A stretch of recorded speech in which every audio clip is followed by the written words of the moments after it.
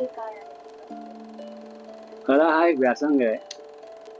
कला ही एक प्रकारचा प्रत्येक माणसाच्या कलेचा जो माणूस होता तो आत्मा असतो. तुमच्या मते कला ही काय आहे? What is art to you? कला म्हणजे एक नवनिर्मिती आहे. कला म्हणजे आविष्कार आहे. कला म्हणजे व्यक्त होणं आहे. What is art to you both? आर्ट क्या है आपके लिए? Art is freedom for me. I feel like everybody say कि escape है, ये escape है. But I don't think it's an escape. It's an answer to all my questions. कलेशिवाय काय आहे? आज प्रत्येक म्हणून तुम्ही ड्रेस घालता तुम्ही ड्रेस बघताना डिझाईन बघूनच घेता ना. For me, it is like my life. If dance is not there, I'm incomplete without dance. देवाची एक सुंदर निर्मिती म्हणजे कला आहे. कला म्हणजे प्रसव आहे, नवीन, नूतन, निर्मिती, आनंद. Because of dance and because of this journey, ये level पे आ गए हैं कि टाळणी होते, टीका केली जाते, काय आहे समजत नाही तरी देखील लोक टीका करतात. and कुछ भी हो जाए, कुछ भी mental stress हो, कुछ तो dance का everything is sorted. आणि खरोखर ज्यांना कला असते ना ते कुठेही गेले तरी त्यांना कमी नाही पडणार. आणि कला ही शेवटी उतारव्यात कला हा व्यासंग आहे. You know वो stress and all अपने आप ही control हो जाता है. You just keep dancing and do your work and everything is just sorted. कला हा माणसाला जिवंत ठेवतो. निखळ आनंद म्हणजे कला आहे.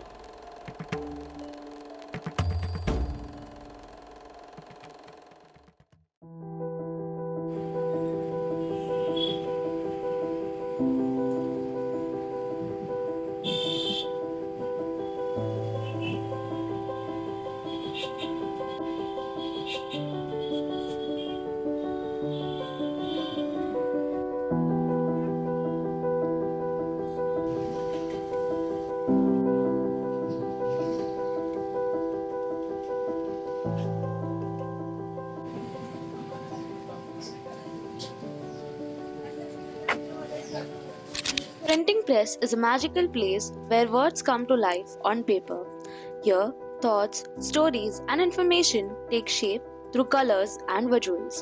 With the power of machines and paper, books, newspaper, and various artworks are created that provide readers with new perspectives. It is not just a technique, it is an art where each letter, each word carries a new idea and message into the hands of the reader. माझं नाव प्रभाकर चिरमुले. काय वय आहे तुमचं? माझं आता 19 पूर्ण आहे. वय काय?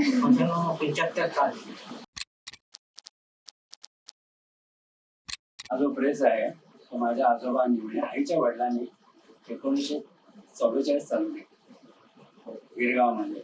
त्यावेळेला इथे वस्ती फारच कमी होती आणि आमच्या आजोबांनी शिक्षण घेतलं प्रिंटिंग मधलं. तर लंडनमधून 1906 ते गेले होते. त्यानंतर स्टेशनरीची लाईन चालू केली आणि नंतर प्रिंटिंगमध्ये आले. आणि ह्या सगळ्या इम्पोर्ट त्यांनी आमच्या मशिनरी पूर्वीच्या जुन्या मशिनरी या लंडनमधून आणलेल्या होत्या. आणि आमच्या हा जो प्रेस आहे या प्रेसला ऑनेस्टी या नावाने चालू होत होतं. आणि त्यांची जी डायरी जी होती ती स्वदेशी डायरी म्हणून ब्रिटिशांच्या काळात त्यांनी डायरी काढली. त्याचं नाव स्वदेशी डायरी म्हणून त्यांनी ठेवलं.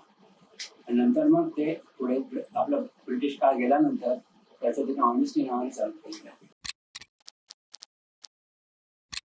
आमच्याकडे छपाईमध्ये शाळांच्या वह्या, शाळांच्या उत्तरपत्रिका, नंतर शाळांची लागणारी स्टेशनरी आणि हजेरी पत्रकं या प्रकारची वेगवेगळ्या प्रकारची लागणारे फॉर्म्स वगैरे हे सगळं. त्या व्यतिरिक्त आमच्याकडे ऑफिसला लागणारे, कंपन्यांना लागणारे फॉर्म्स, फॅक्टरीला लागणारे फॉर्म्स या सगळ्याची आमच्याकडे छपाई होत होती. तेव्हा आमच्याकडे जवळजवळ 44 माणसं होती आणि त्या सगळं ते मजुरीवरती चालायचं. आणि हाताच्या जुळणीने पोच करायचा. आमच्याकडे जवळजवळ 750 किलो टाईप होता आणि त्या टाईपामध्ये हाताने बसून करत होतं. त्यावेळेला सगळं साध्या प्रकारे चालू होतं. पण आता काळ हळूहळू इतका बदलत गेला की आता सगळं म्हणजे कॉम्प्युटरमुळे तर फारच वेगळं होऊन गेलेलं आहे.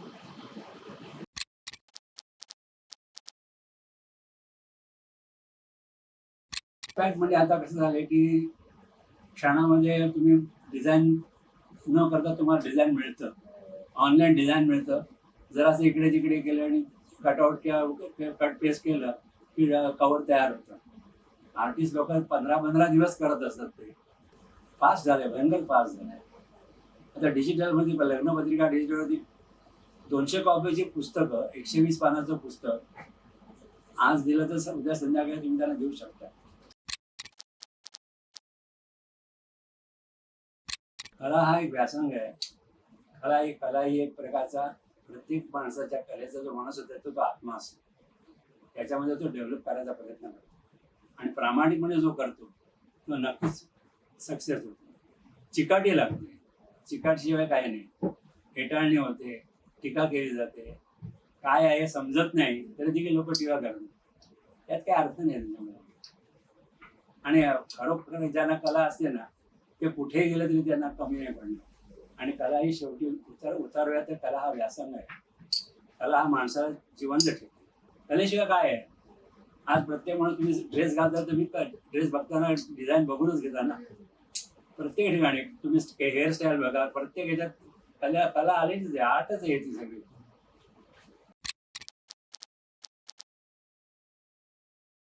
चिकाटीने ज्याच्या उत्तरात त्या तुम्ही चिकाटीने राहायला पाहिजे आणि अपेक्षा ठेवू नका. आधी तुम्ही प्रूव्ह करा, पण तुम्हाला आपोआपच मिळणार आहे. आता लोकांना काय होते, मला 5,000 आकडे पगारच पाहिजे, त्याशिवाय मी काही करणार नाही. तिथे सगळं अडकतं. तिथे अडकायचं नाही. तुम्ही हळूहळू तुम्ही प्रूव्ह करा, तुम्हाला आपोआपच मिळेल. कला असेल तर. तुमच्यात जर काही धमकच नसेल ना तर काय होणार आहे? बुडबुडा येतो. आज तुम्हाला लोक देतील, या म्हणून देतील, महिन्याने बघतील काय जमत नाही, त्याला हातात पैसे पण देणार नाही. तुला एवढे दिले, घे, बाकी बस. असं आहे, त्याला काय अर्थ नाही.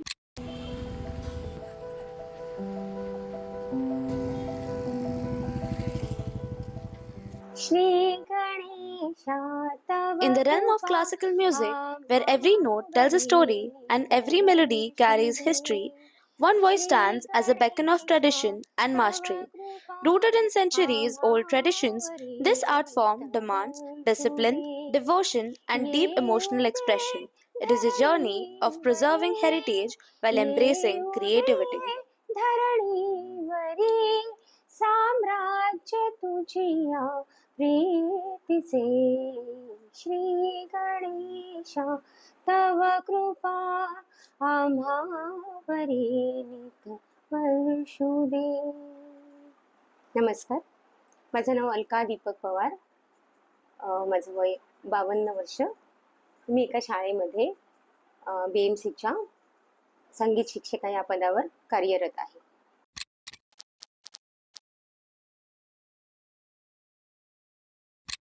वयाच्या 5व्या वर्षी मी गाणं शिकायला सुरुवात केली. कारण मुळातच माझ्या कुटुंबामध्येच गाणं होतं. माझे आजोबा, काका, वडील तबलावादक होते, भाऊ तबला शिकत होता मोठा, आणि माझ्या घरी एक क्लास चालायचा. मी त्यात शिकत नव्हते आधी, पण मोठे मोठे काका यायचे शिकायला, आणि त्यात माझे सख्खे मामा शिकत होते. नाट्यगीतांचा क्लास ते करत होते, आणि त्यांची सगळी गाणी मला पाठ होती.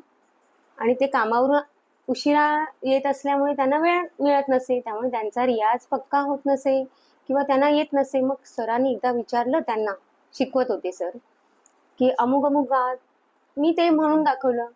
मग अरे तूच बस ना शिकायला. मग त्यांनी मला निशुल्क शिकवायला सुरुवात केली. ते बाबांचे माझ्या गुरुबंधू होते, हार्मोनियम वादक पंडित दशरथ नाईक म्हणून. मग त्यांच्याकडे माझं रितसर हार्मोनियमचं शिक्षण सुरू झालं.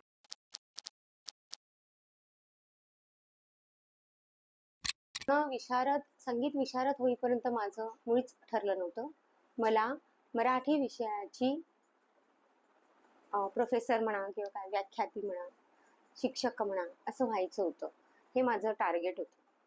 पण जसं संगीत विशारद झाले आणि मराठी घेऊन BA पण झाले, पण नंतर कलाटणीच मिळाली आणि एका शाळेमध्ये पार्ट टाइम संगीत शिक्षिका म्हणून शिकवायला जायला लागले, आणि तिथून ट्रॅकच बदलला.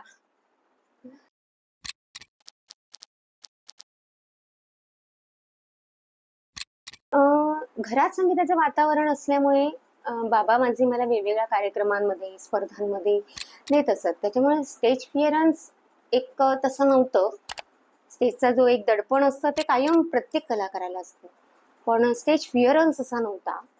त्यामुळे हळूहळू तो अजून डेव्हलप होत गेला. आणि मग येऊ लागलं. शाळेच्या कार्यक्रमांमध्ये शिक्षकांनी खूप सपोर्ट केला किंवा शिक्षकांनी खूप मला सगळं श्रेय तसं आई वडिलांना जसं जातं, गुरूंना जसं जातं, तसं शिक्षकांनाही ते आहे. कारण शाळेच्या प्रत्येक ॲक्टिव्हिटीमध्ये मला घेत होते.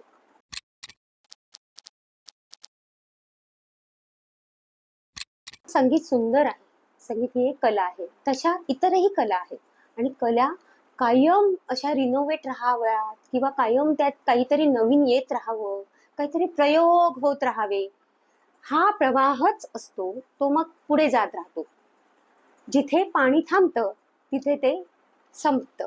तसं कला ही कायम वाहत राहावी. मग तिथे मला असं वाटतं की चांगलं वाईट म्हणण्यापेक्षा की ते येत राहणं, जात राहतं, येत राहतं, जात राहतं, निर्मिती होत राहावी. त्यामुळे हे वाईट आहे आणि हेच चांगलं आहे असं काही नाहीये.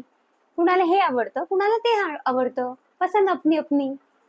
मला हे आवडत असेल, मला गझल आवडतात किंवा मला हेच संगीत आवडतं, मला तेच संगीत आवडतं, असूही शकतं आणि नसूही शकतं. कुणाला तरी वर्सटाईल आवडत असेल, विविध वैविध्य आवडत असेल, कुणालाही नाही मला हेच आवडणार असंही असेल. तर प्रत्येकाची आपली आपली पसंत आहे, त्यात मला काहीच म्हणायचं नाही.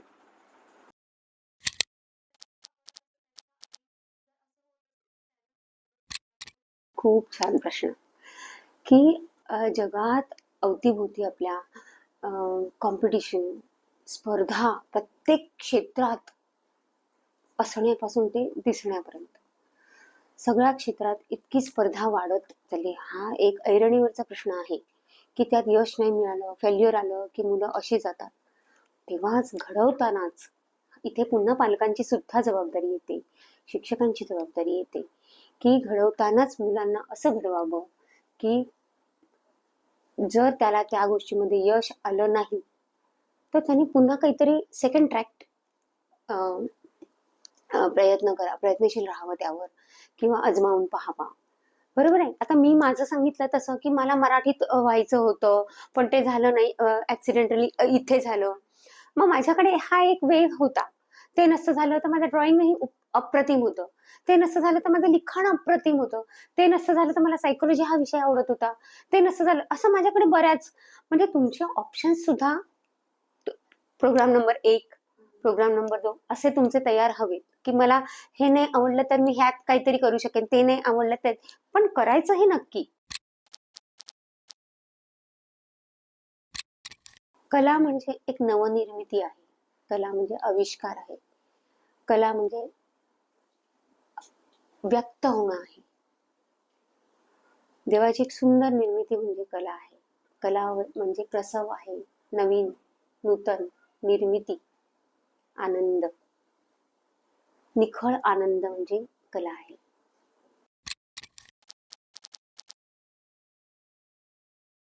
सर्वात पहिल्यांदा माझ्या नवीन पिढीला एक माझ्या शाळेतल्या मुलांनाही पहिला एक मंत्र असतो, माणूस म्हणून ग्रो व्हा. स्वतःला माणूस म्हणून डेव्हलप करा. मग माणूस म्हणून काय काय गोष्टी उपयोगाच्या आहेत किंवा माणूस म्हणून काय काय गोष्टी येतात, जसं ईर्ष्या, दुजाभाव, डिप्रेशन आजकाल फार सर्रास वापरला जाणारा शब्द आहे. या शब्दांना जीवनात थारा देऊ नका. आनंद देणं, जीवन, ग्रो, ह्या सगळ्या गोष्टींना वाढवा आणि समाजाला, स्वतःबरोबर, स्वतःच्या परिवाराबरोबर, समाजाला, मानव जातीच्या भल्यासाठी काय देता येईल, जसं सृष्टी आपल्याला देते. मी मुलांना शिकवताना हेच सांगतो, उदाहरण देते. देखो हमको निसर्ग क्या देता है, देतो ना, पाऊस देतो, ढग देतो, वारा देतो, पाणी देतो. हे आपण निर्माण करू शकतो का? नाही ना. मग जे निर्माण करू शकतो आपण, जे देऊ शकतो ते आपण द्यायचं. दुसऱ्याला रागाचे शब्द देण्यापेक्षा, काहीतरी कुत्सित बुद्धी देण्यापेक्षा, काहीतरी वाईट देण्यापेक्षा काहीतरी चांगलं द्या. एखाद्याने चांगला शर्ट घातला तर अरे तुम्ही किती सुंदर दिख रहे हो, काय मेली दिसते आज, असं न करता काहीतरी चांगलं द्या, 2 शब्द द्या कोणाला तरी. देणं शिका.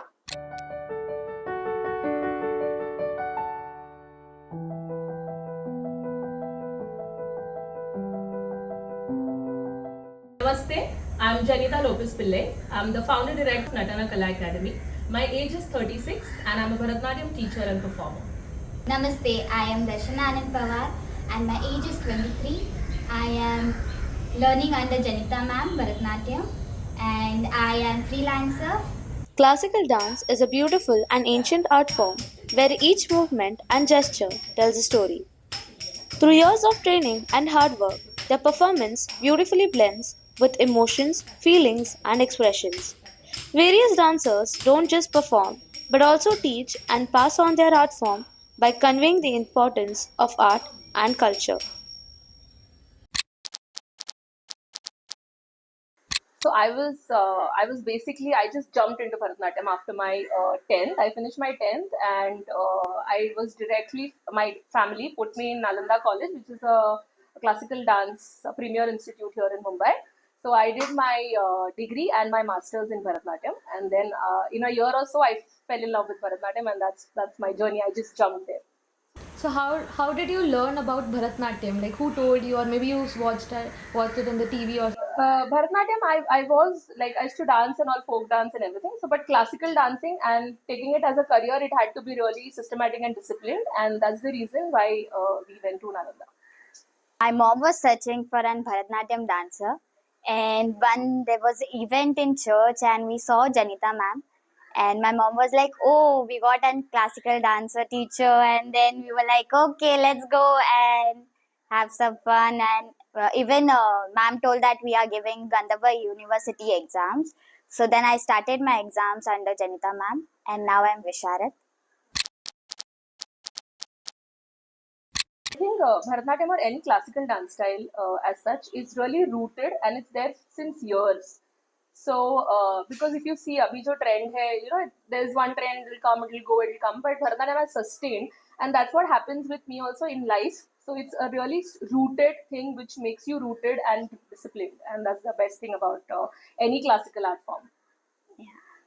Basically discipline, and even nowadays there are crazy dance styles coming out, but Bharatnatyam is like, now we go for show and all, we see all dances there and there is not discipline, like chalo bhai aajao karte hain, this kind of attitude they are taking and roaming. But as a Bharatnatyam dancer we have that discipline, and yeah.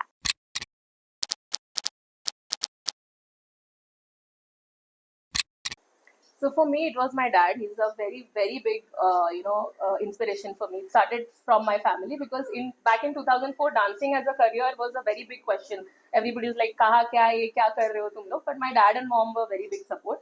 And in the Bharatanatyam, जो भी pioneers है, उसमें वैभव Arekar sir है, who's really a very big name today, and he's a very big inspiration for me. जहाँ पे after my pregnancy and all, where I came back to dancing, and he was the one who's like, "कि बहुत हो गया rest अभी, चलो चालू करो." So all those timings, he was the one who really inspired, and I'm a very big fan of his.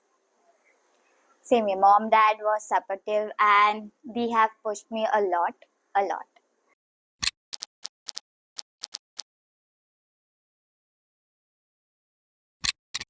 So Bharatanatyam, basically, we can trace Bharatanatyam right from, there's an epic of Tamil Nadu, which is known as Shilapadikaram. It's like 4th, 5th century that time. So Bharatanatyam, those tresses are there in the epic also. So it's that old art form, and it's a temple art form. So it was done by Devdasis. There was this group of girls who were dedicated to the temple. So they are like a servant to the temple, Devdasis, who are a servant of that god.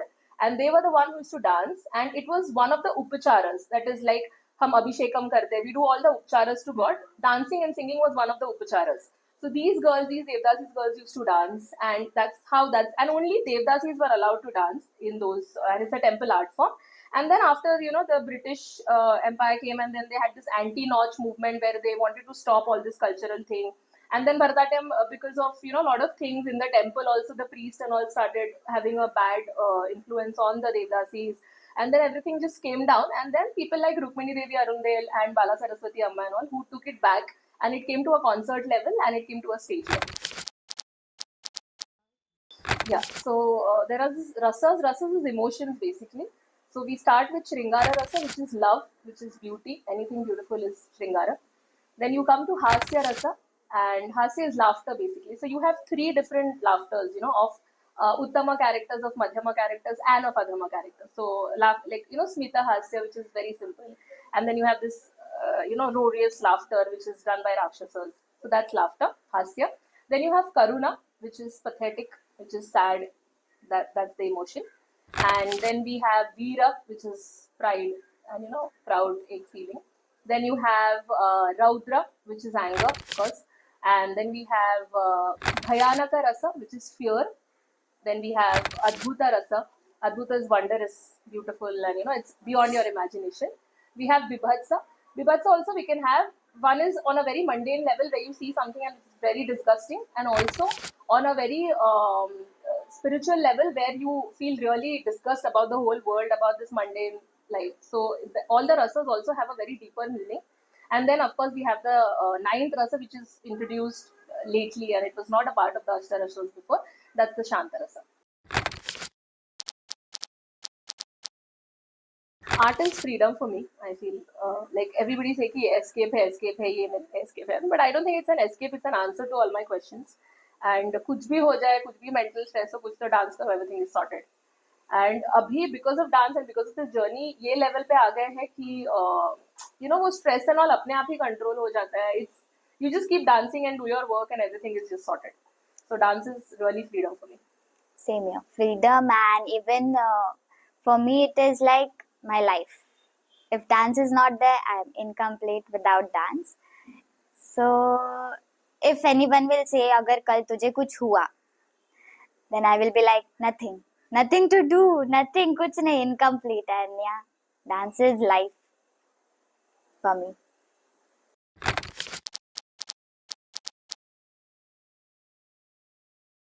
So basically I feel कि अभी का जो generation है वो बहुत fast, like you know, fast money, जो fast चीजें हैं बहुत फटाफट एंड यू नो, तो जितना जैसे बोलते हैं कि जितना फास्ट हम लोग चढ़ते हैं या जितना फास्ट उतना ही यू कैन सस्टेन इट.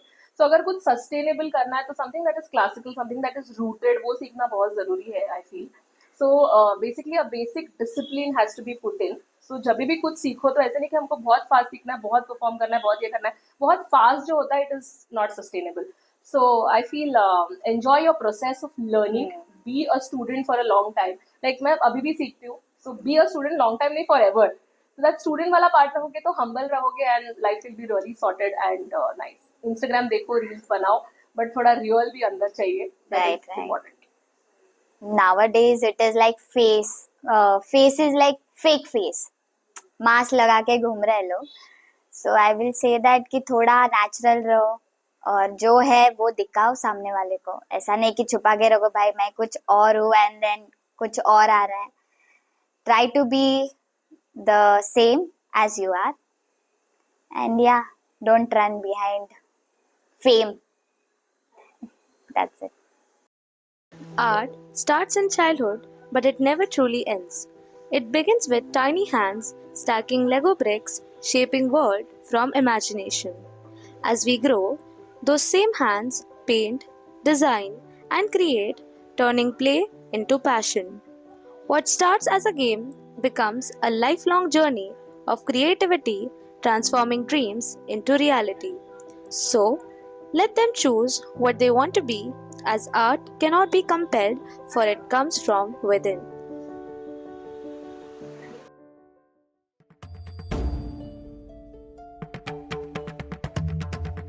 धुमकिट तदानि धुमकिट नटनागर नट धिम नट पर्वत उभा उत्तुंग नभा घुमतो मृदुंग. पखवाज देता आवाज जनन झंकार लेऊनी स्त्री रूप बुलवी नटरंग नटरंग नटरंग.